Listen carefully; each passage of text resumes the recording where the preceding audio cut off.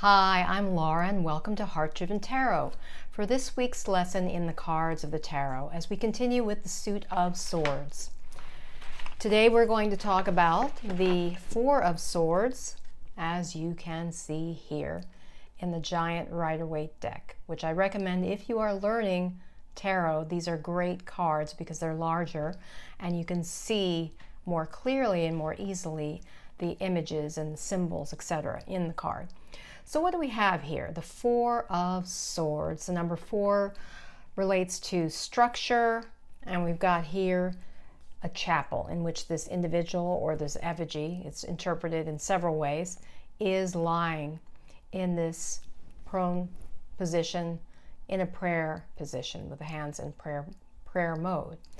Again, we're dealing with the swords as a suit, swords and the air element, which relates to the mind, intellect, communications, etc. And the 4 relates to structure as a number.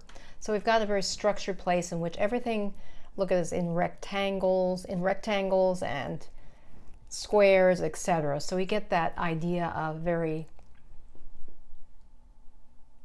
methodical structure to everything in this particular image. Everything's set. It's not, we don't see any, we see very few circles, or a little few, the circles, the tip of the swords, but basically we're seeing angles. So there's a definite structure here.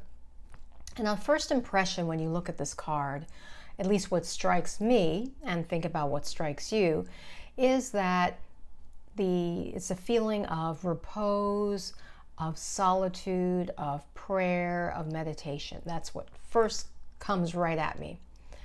And then I look at the colors, and that's, this color gray, which dominates, at least it's half of the image, and that's a very neutral color. And also the yellow as well is often considered a calming color, I think, although some people might interpret it differently. But in this particular image, this mustard yellow appears to be, or for me, represents calm and a peaceful energy. Then, of course, it's contrasted with this stained glass window that we assume it's a chapel, a stained glass window. If you look closely, it appears to be Mother Mary and perhaps child Jesus. A little hard to see in here, but it could be. It's a child anyway. So overall, in this image, we have this individual or an effigy of an individual on a casket who is in a prayer position, prayer hands, apparently focusing on connecting to spirit. That's what's coming to mind as I think through this, that connection with spirit. Because if we think about the 3 of Swords, the previous card was a card of heartbreak, sorrow, etc. And so this is, that's a lot of energy and difficulty. So after that, often people need to regroup, refresh, recover from a difficult situation, and rest is often warranted, is often advised. It's a quiet environment. There are no other figures in here. There's no real interaction. It's just all quiet, calm, and still. And so typically this card pops up in a reading in an upright position. It suggests that it's a time of recovery, of rest, of reflection, of prayer. It can also, if it's be an indicator of illness, that without taking time to really rest and recuperate, you could be putting your health at risk. So this is often an indicator of that. Now, if the card appears reversed, it could suggest the opposite, saying, okay, now your time of rest and recovery is over, and it's time to move into action. And if that's the case, just as I say with anything else, or often advised, in meditation, when you finish your meditation period, you don't just hop up and jump out and start sprinting and moving around like in a frenzy. You ease out. It's always advised to transition out of that quiet mode. So yes, get into action, but remember to transition into it quietly. If you were using this card as a source of inspiration, motivation to move forward, this would be a good reminder if, say, you are tempted to just work, and push yourself and push yourself. Do all-nighters, which I cannot do. Haven't been able to do that since college, and even then it was very rare. If you're tempted to push yourself, this card is a good reminder to leave around in sight and say, no, remember, you need to rest.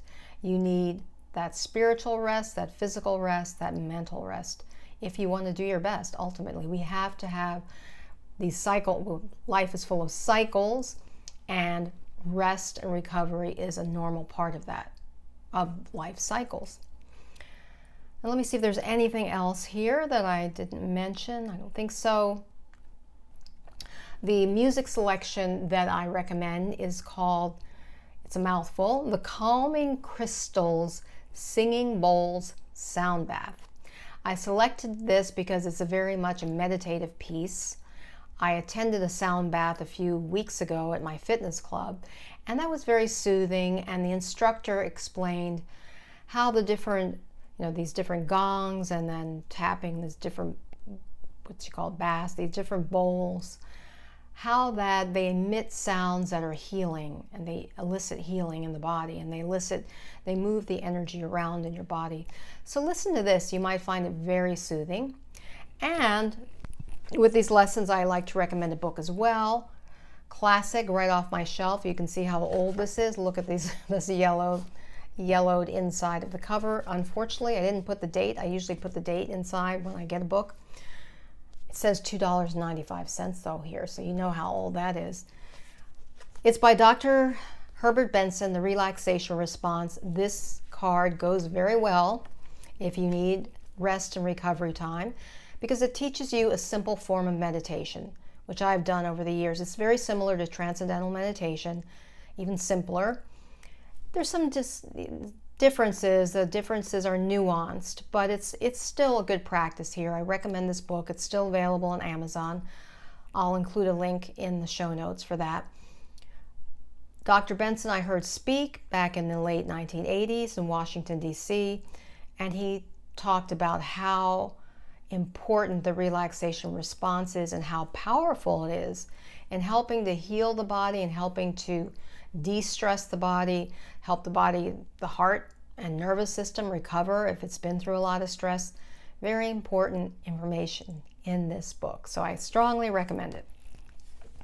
In conclusion, Four of Swords represents a time to rest, pray, meditate, whatever you need to do to tap into your own spiritual realm, a time to recover after life's difficult seasons.